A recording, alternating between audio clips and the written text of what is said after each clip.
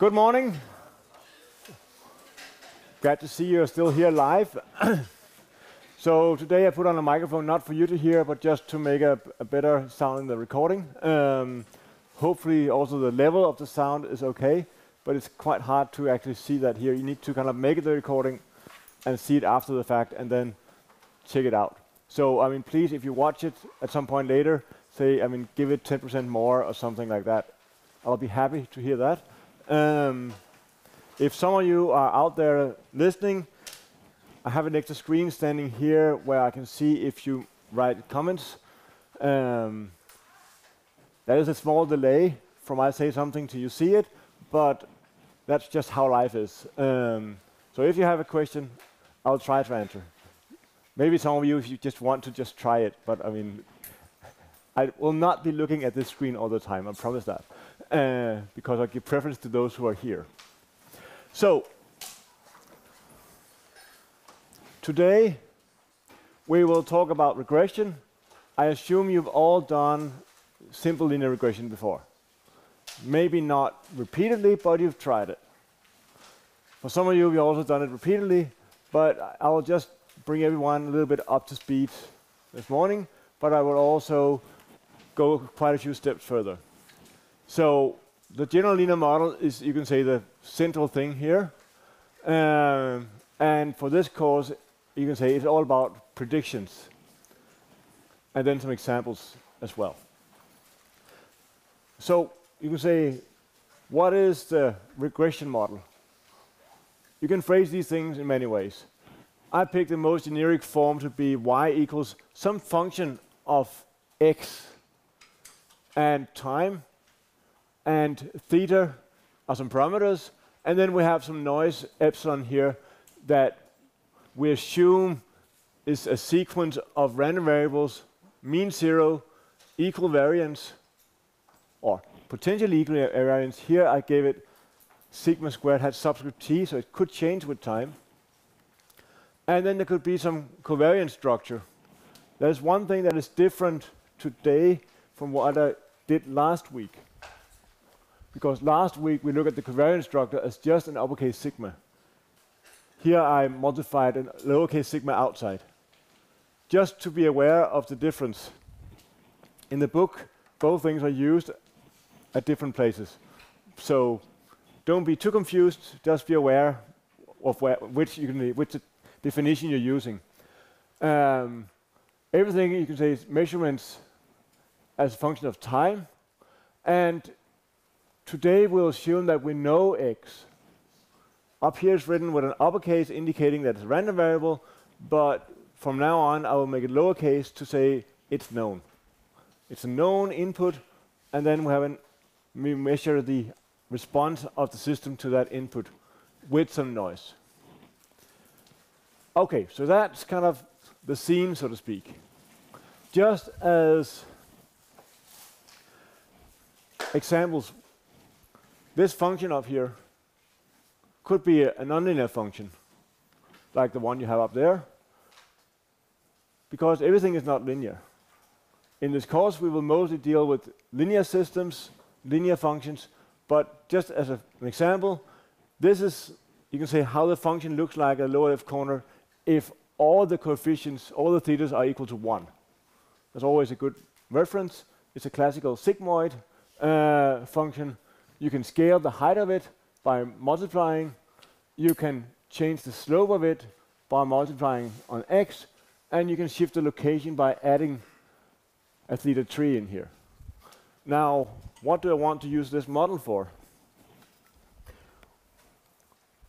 It's quite often that you actually see stuff like this out in the real life. One example where you see something similar to this is if you look at the wind speed and if you look at the power that comes out of the wind turbine. What do you get? Well, if there's no wind, you get virtually no power, so you get some observations, and then at some point the turbine starts rotating. At some point, it reaches max production. And of course, there's a lot of variability in a real-life system. I don't know if any of you looked at data from such a wind farm or just a single turbine. It is quite noisy. And then if the wind speed gets too high, it stops again. Just to give an example where you can say a system that is bound to be within some limits. It's designed to not produce more than X megawatt, and actually it goes below 0 sometimes when it starts, so that you will have some variance down here. So the ordinary least square setting is probably what you have seen before. At least that's what I assume. You have some observations of some outcomes and some predictors. You can say, in this case, they are univariate, but they could be multivariate. How many of you have been doing multivariate regression? Just a few. That's sort of what I expected. I assume you all have done simple linear regression, right? Anyone who has not fitted a straight line to something? Good. So the story is the same in the multivariate setting and it's a univariate setting. What you want to do is that you want to find the least square. You find the parameters that minimizes a sum of squared residuals. That's what you did for the simple linear regression. You say you have the output, observations, and then you have your function, f of x comma theta, and you want to find the parameters that minimizes the sum. I can also write it with the previous definition and using epsilons instead here. So another way of writing this that I generally prefer is, instead of saying s of theta equals the sum from t equals 1 to n of epsilon t squared of theta, I like to do this on a matrix vector form. So can you see what this sum is? If I treat all the epsilons here as a column vector, would there be an easy way for me to do these calculations? Yes? Epsilon transpose of theta and then epsilon of theta. Exactly. So it's just the inner product with itself, essentially. We'll get back to this in a moment, but that's the way I would look at it. Usually, if you just took the introductory statistics course, you'd probably stop there, but we'll try to formulate it in a little bit more, a simpler way without so many summations, because it makes life easier in the long run. Now, when we have an unweighted method, which is what we have here, all observations or all errors have the same weight, then this will actually work if the variance have the same structure, but most importantly, they should be mutually uncorrelated.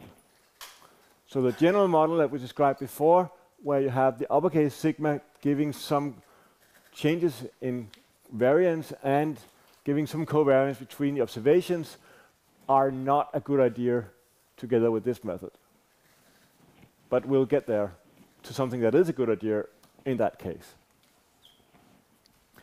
So I assume you've seen this before from the simple linear regression setting, that if you have that the epsilon t's are so-called IID, independently, identically distributed, which is the traditional assumption, the normal assumption that you make when you do simple linear regression, then you can make an estimate of the variance of those errors to be the sum squared from here divided by n minus p, where p is the number of parameters in the model. For a simple linear regression model, you typically estimate an intercept and a slope. So that will be p equals to 2. And then we have you can say the general definition or approximation of the covariance matrix. This holds also when we have a function, a nonlinear function, but that's when it gets an approximation. When it's a linear function that we have, it becomes exact, this expression here. So we get a variance of theta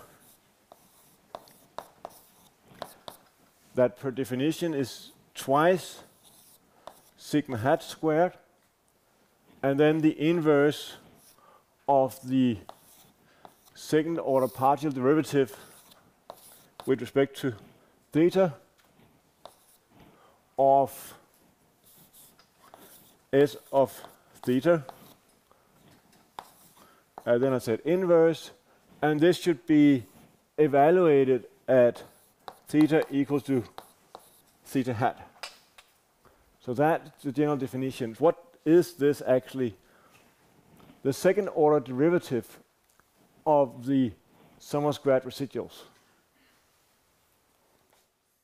Well, when you make a second order derivative of something, what is that an expression of? Forget this particular context. When you take the second order derivative of something, yes? Rate of change. Yes, or curvature, but same thing. So it's a curvature here. Think of that. If the curvature is large, it means that when you change the theta value in a particular direction, the sum of squared residuals will increase rapidly. That means in that direction, well, you take the inverse of that, the variance will be small. So when you have a large curvature, you have a little uncertainty, and vice versa.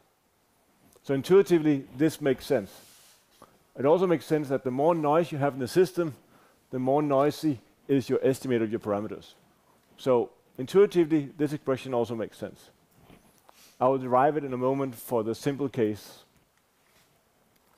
So the general linear model. This is, you can say, the simple linear regression model or multiple linear regression model written in a matrix vector form. And what is then my definition here? Did I put that? My definition here is that, I'll get to that in a moment. My definition is that I have a vector of my predictors x, and then I have my parameters, multiply those two, and I add some noise to get my result. So we want to do linear models. And the question is, if you have a quadratic model in some predictor, is that a linear model in your general linear model sense, or is it a nonlinear model? I see someone nodding. Because, well, what is it that matters?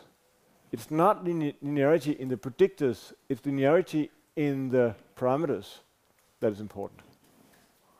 So we can write it in a vector form like this, where you take x to be 1, z and z square. That we can calculate, you can say, beforehand. And then we have a vector of the parameters, theta 0 to theta 2. And now it's on the linear form that is defined at the top. So we can make any weird transformation of the predictors as long as they do not involve the parameters, except for in a linear way, we are within the scope of linear models. And that's just one thing to keep in mind. So you have many options for doing things.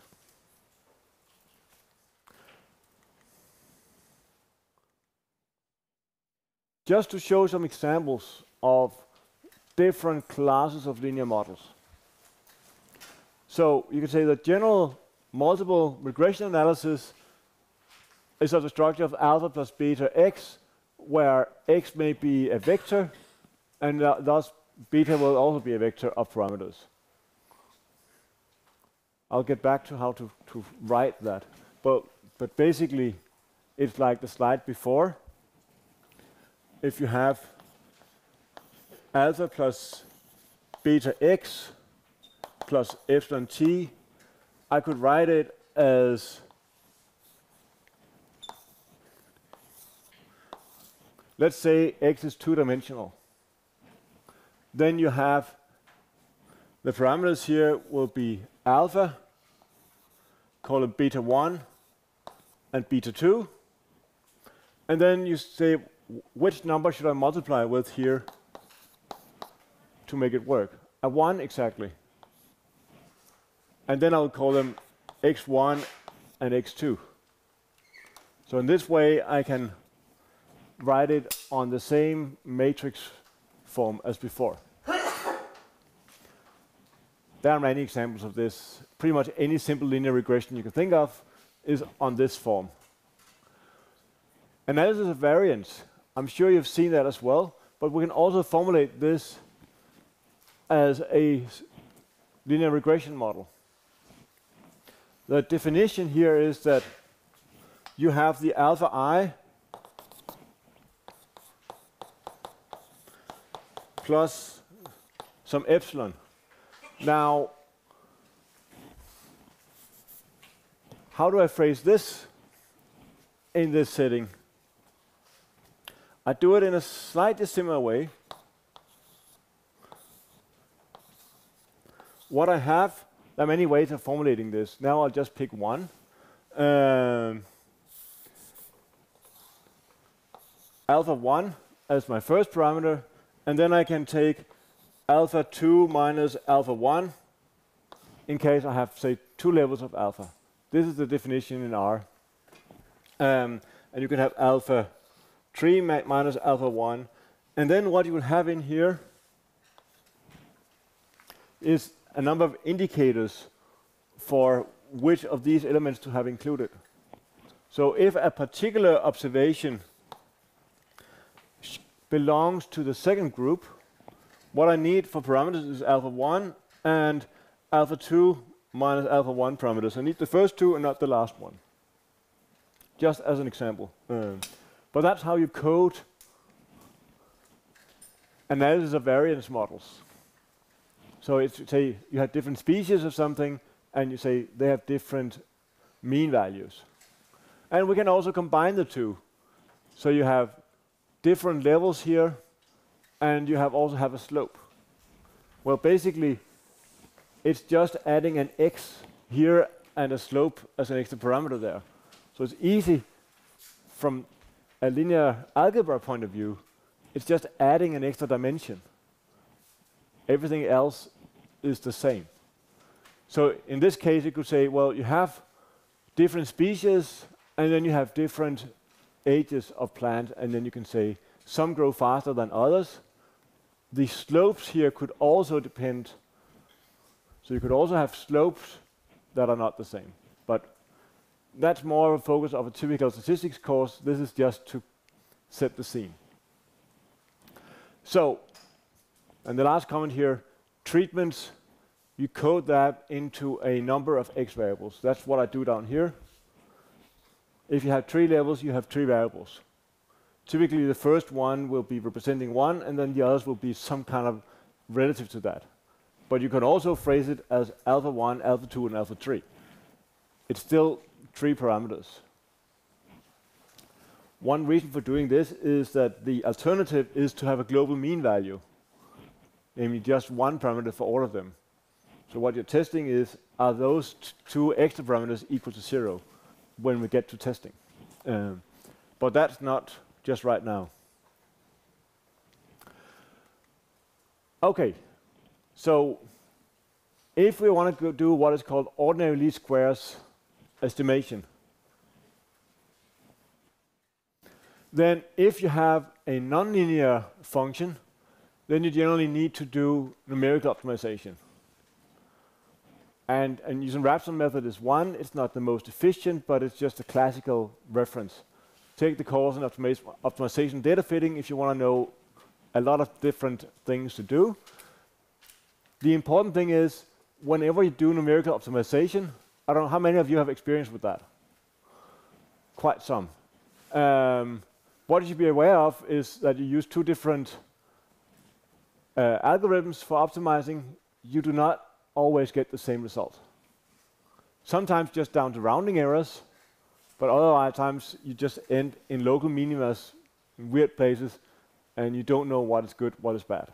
And that's just something to be aware of.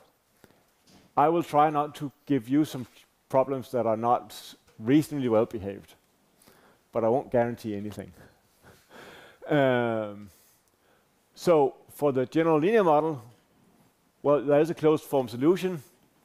We'll structure the data as a vector of all the observation and a matrix where we stack. Actually, here I have it transposed already. So each row in X has this form or that form, depending on which kind of model that we have here. And I will use just a single X for that matrix on theta, and then a vector of the epsilons. And we want to minimize the sum of squared errors because we call it least squares. Does any one of you remember what is the solution to this least squares problem? Off the top of your head. Not too many on a Friday morning. Okay, so how would you get about to find it?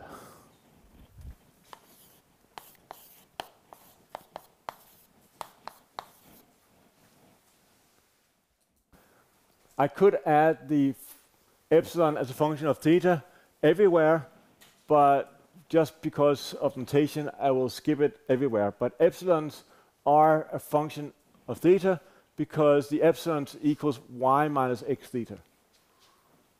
Yes? I think you'd differentiate with respect to theta and then set equal to 0. Yes. So very simple. You want to find a local or global extrema. Now we're happy that it's a second order equation, so we have done that before, right? But maybe you haven't done it in this way. Let me just write it out. So it's y minus x theta transpose y minus x theta. Now the problem here is that it's not a univariate problem right now. You've done it in a univariate setting back in high school, I assume. But we have it as matrices and vectors. So the notation is a little bit different, but the result will be what you're used to. So let's just take it as it is. So the difference operator, I'll use nabla here with respect to theta on my function. The way you do it is the same thing you've done previously. When you have to differentiate a product, you differentiate one, multiply it by the other, plus the first one, multiply the second one, differentiated. So the structure is exactly the same, just to make sure that I get the same notation. So if I differentiate this with respect to theta, I get a minus x transpose on y minus x theta. And then I take the first one here, y minus x theta, times the transpose, times the second one differentiated, and that gives me a minus x here. And you will notice that these two terms are identical, except for they are flipped around a little bit. I won't go through the matrix linear part, but believe me, minus 2 times the first term here, x transpose y minus x theta. We have it like this. And as said, what we want to do is to solve this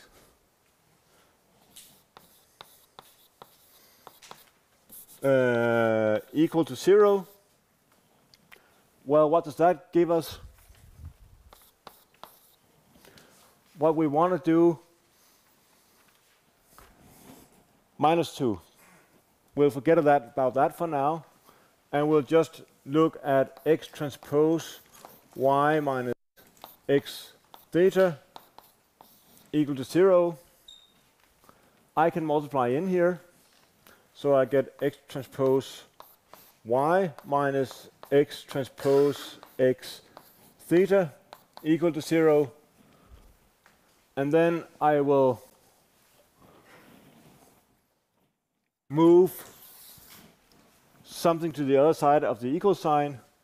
I will, just because I want to do that way later, have x transpose theta on my left-hand side. I remove the minus there. And I won't set a minus on the other side either way. So that's what we get. How do I solve this? This is called the normal equation. You multiply by the inverse of x. Yes. And there's probably some requirement that x has to satisfy. Yes. It has to be positive semi-definite so you can invert it. But luckily, that is usually the case. Otherwise, you have another problem somewhere else. We'll get back to that. So we'll find theta, and I'll give it a hat to indicate that it's an estimate, as x transpose x inverse x transpose y. That's something you need to remember at some point during this course. We'll get to that equation in a number of different ways, but it only holds if the x transpose x has full rank. Sorry, yes? What about the 2? You don't write that off? Because I have to find something equal to 0. Oh, yeah. If I multiply by minus 2, it's the same. Yeah, sorry, I didn't say that. I just said I'll take it away. Because that's just normal. Actually, I will get back to the minus 2 in a moment. And maybe we should actually just do that now. Because now we have an estimator. What do we need then? One of the important things I said last week was that it's fine to get an estimate of a number.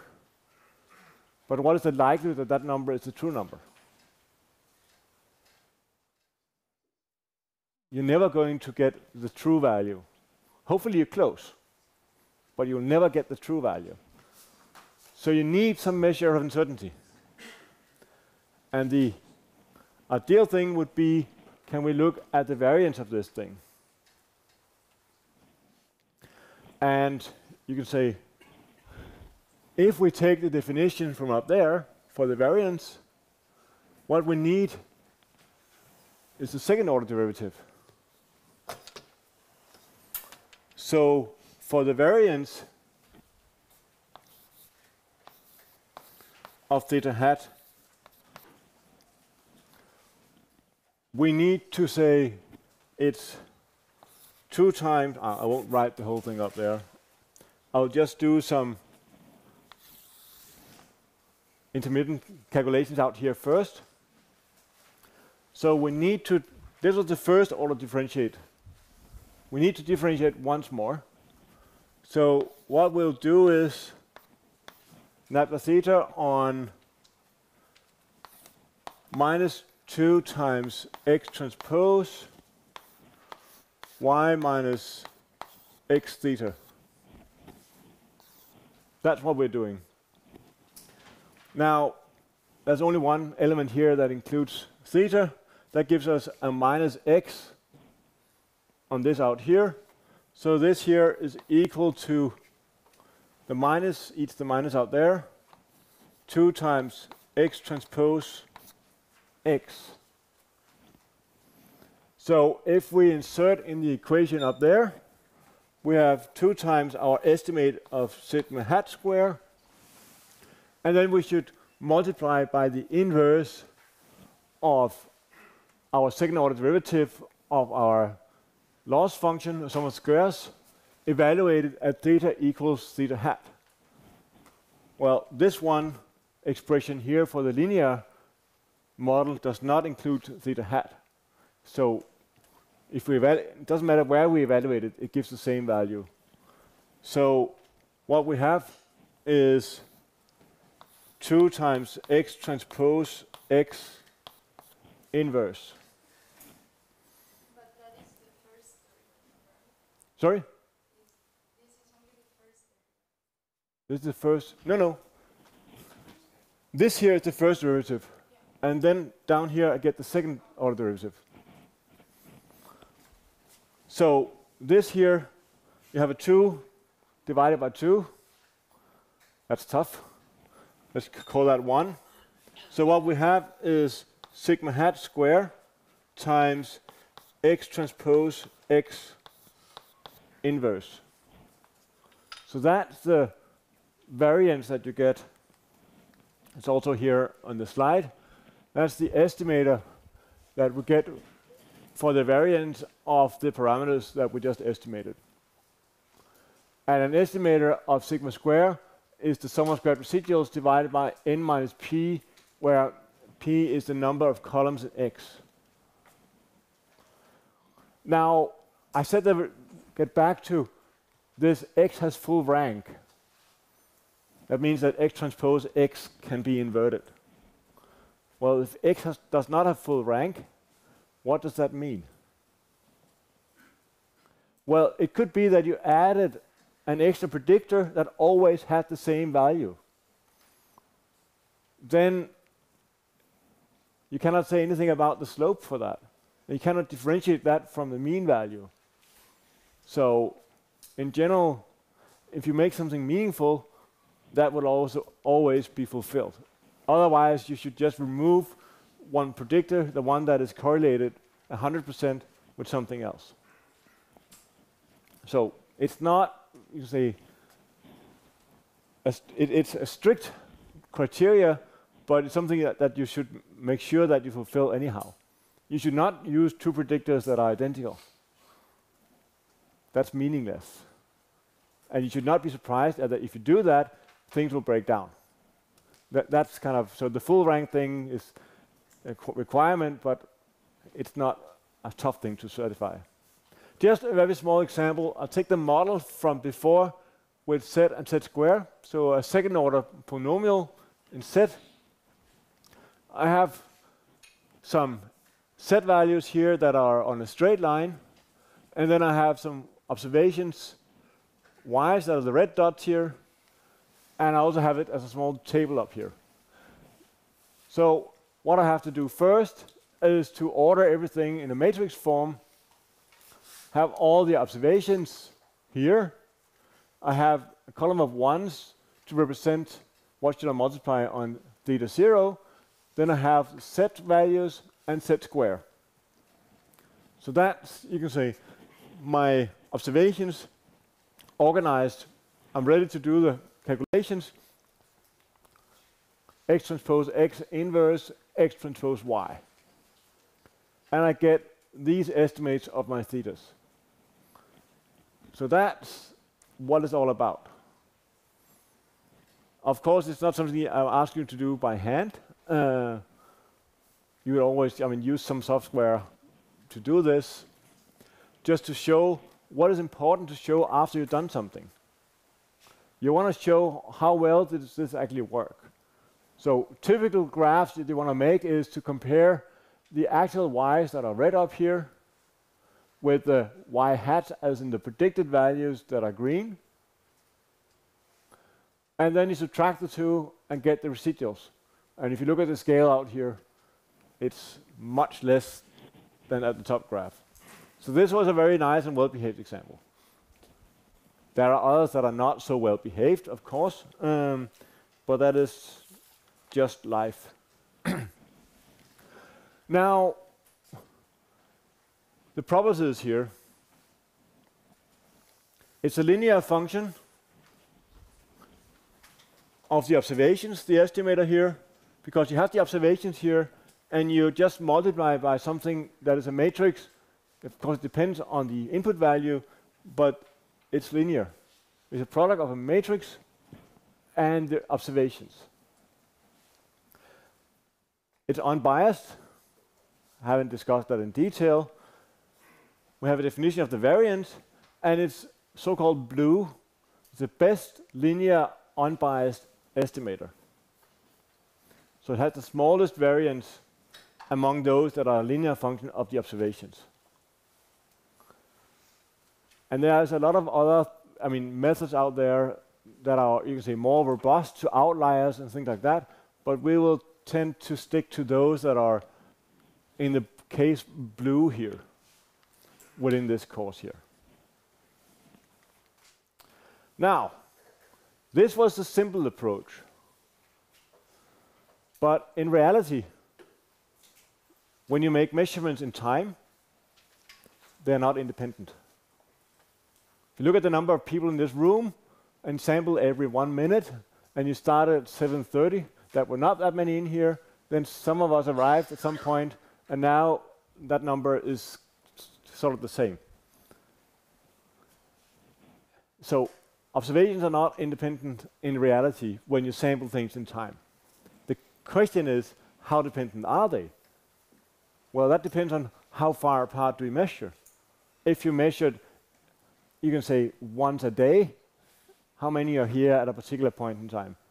They might be somewhat independent, except for different courses having different number of students.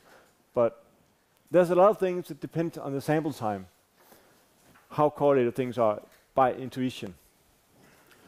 Again, we'll use the definition of the variance of the sigmas to be some factor sigma squared times an uppercase sigma that represents the correlation structure and the unequal variances if that is known. But we'll assume that sigma is known at first. So what we'll do is that we'll consider this sigma matrix here as a weight. So say that we have two observations very close. So we assume that the correlation between those two observations is quite high. So we should have less weight. It's not two observations that are independent. It counts more like one observation. And that's kind of the thing that we want to get going. And the way we do that is to, rather than just having the inner product between the epsilons, we use the sigma matrix here as a weight function, which will exactly do that. When you have things that are highly correlated, they will only count as, you can say, so much. One observation plus a little extra for the extra ones, compensating for the correlation. Now, if we wanted to go through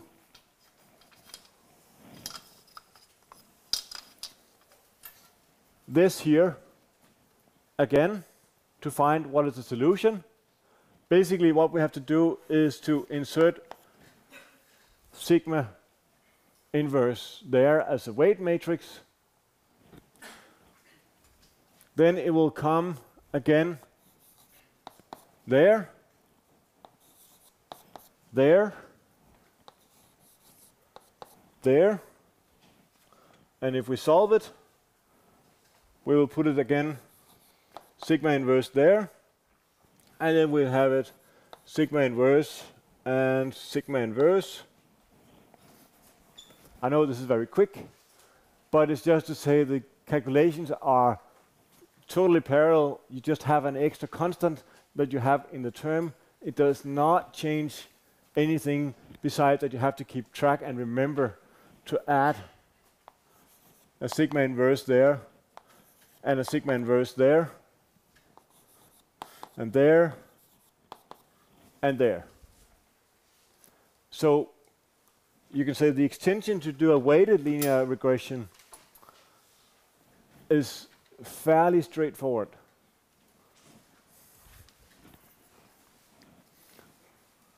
So, and you can say for the variance estimator down here, it's the same thing. So anywhere you have an X transpose, then you get a sigma inverse after that one. That's the easy way to remember it here. But so the solution is parallel. You just have a sigma inverse after each X transpose, and you're done. And again, X transpose sigma inverse X has to be invertible, Before it was sufficient for X to have full rank. Now it depends on the correlation structures. If, say, all observations are 100% correlated,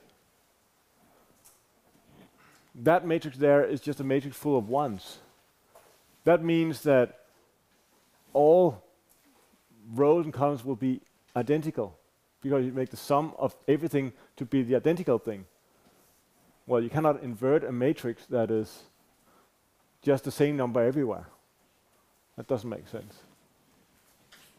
So it does not have full rank either. An estimate of sigma hat is also similarly like this. And again, here you should keep in mind, this only makes sense when you have the definition of the variance to be sigma hat, sigma squared times uppercase sigma.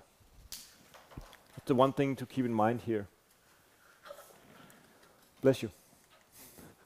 Now, as an example, or did I have this open? Yes. I have an old paper. I also shared it with you in CampusNet. What they looked at is the sun radiation, and then they measured the elevation of the sun over the horizon. So you're looking at the sun coming up and going down, and only on days where you have a clear blue sky. So what you have is an example here where you say the sun is going up and down again someday in July, and then you have another day in August like this, and you say what is the power that you observe on a surface.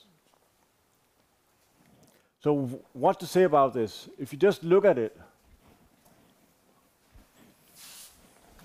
it looks like just a scatter point, right?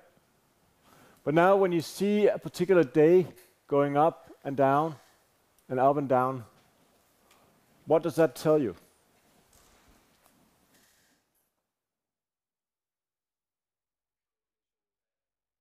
Correlation in time, exactly. So actually the uncertainty from one observation to the next is not this huge uncertainty. That's the variance from day to day, because of the atmosphere conditions that are not changing so rapidly. So you have small, within a day, you follow kind of a nice structure. So how do we model this? I think I'll go and show it in the slide. If my computer will do that. So an expression for the radiation from a clear sky, depending on the angle, is this nonlinear expression here, plus some noise, of course.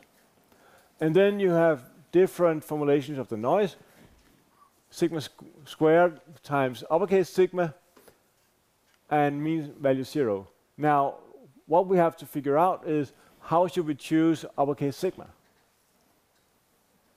There is some correlation going on. You can say the 4 choices that are used in the paper are, you can assume that they are identically and independently distributed. Well, from looking at the data, we know that that is not the case. But it's a good reference to have just to see what happens. Well, we saw that there is correlation. And one way to define correlation is just to say how many samples away, how long time away are these observations from one another. If you just do the time in, say, hours, then you will say how to get from one day to the next. Well, the sun is down and get up again. So you have a high correlation within one day, and then some correlation to the following day, and less and less and less the further away you get in time. Assuming that rho here is a number that is less than 1. But correlations are, you can say, maximum 1, and if the correlation is 1, well, you'll get the same value. So we'll assume that it's just less than 1. But there's also another thing, if you look at the data, the variance was not necessarily equal.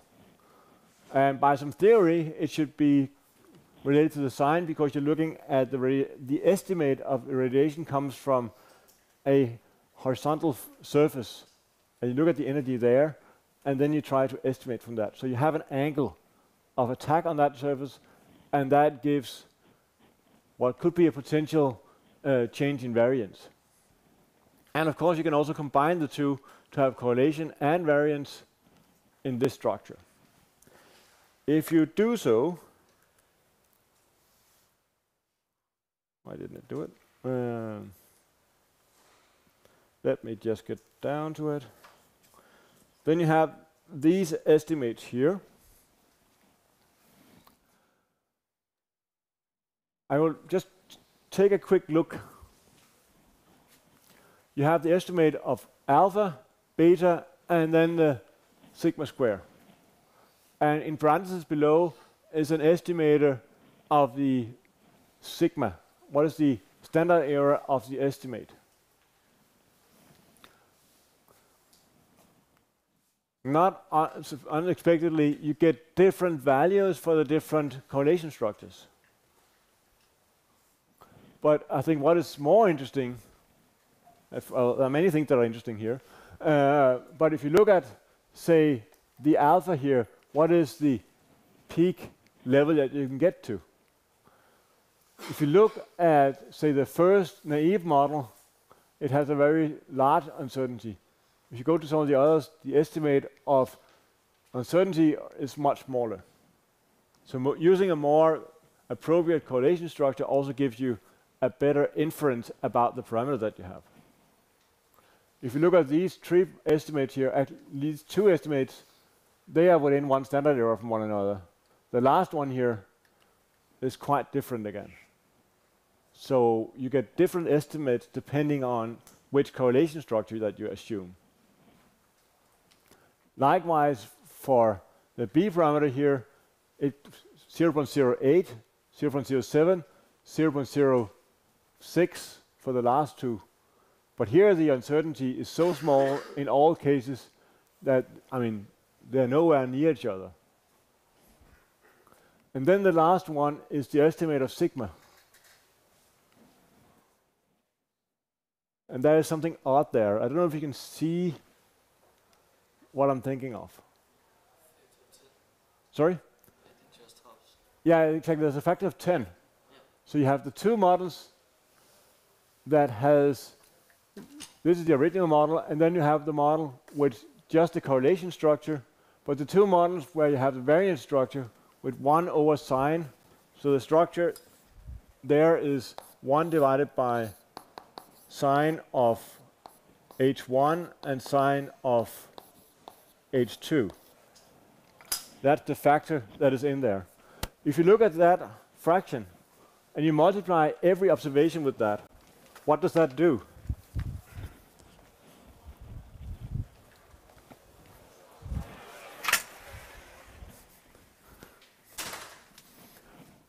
What does it do if you multiply with a number that is 1 divided by sine to two different angles? I can also, and the angles are, you can say, somewhere between 0 degrees and, say, 50 degrees. Sorry?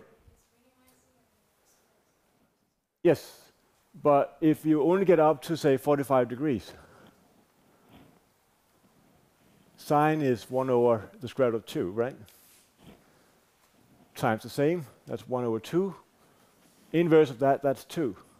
So that at least, and the lower the angle is, the smaller this here is, but then you take the inverse, the greater it is. So that means you scale the variance of the individual ones. And that's why you get the factor of 10. All observations have a factor of at least 2 as a scaling factor when you have the variance structure included. Maybe you want to look at that on your own as well. But if you look at you have this factor here that you add in this definition up here. If this here is at least a number 2, sometimes it will be much higher. And you want to find the same, almost the same distribution, so to speak. Let's assume that all observations were made at 45 degrees. Then this was exactly a factor of 2.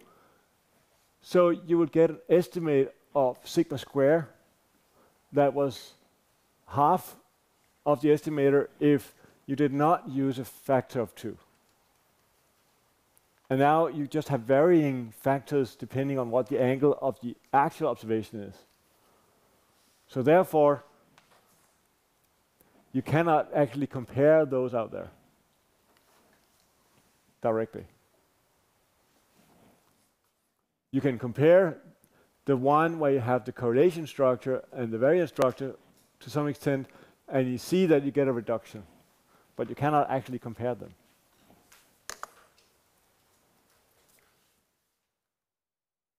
Oops. Now, if you look at this, what you get is, you can take some lines that ends in here, and I think just below we have the definition. So the line 2 is what is called the final model, and you can say, in this case, if you just had the symbol without considering variance or correlation structure, you get line 3. So, I mean, they are not that different, but they are different.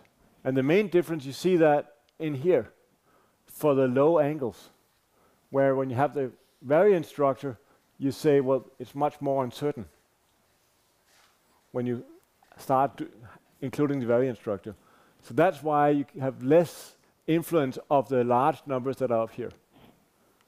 Because this least squares problem, it's the points that are furthest away that give you the most weight. Those are the ones that kind of determines where you're going. Let's have a break until roughly 9 o'clock.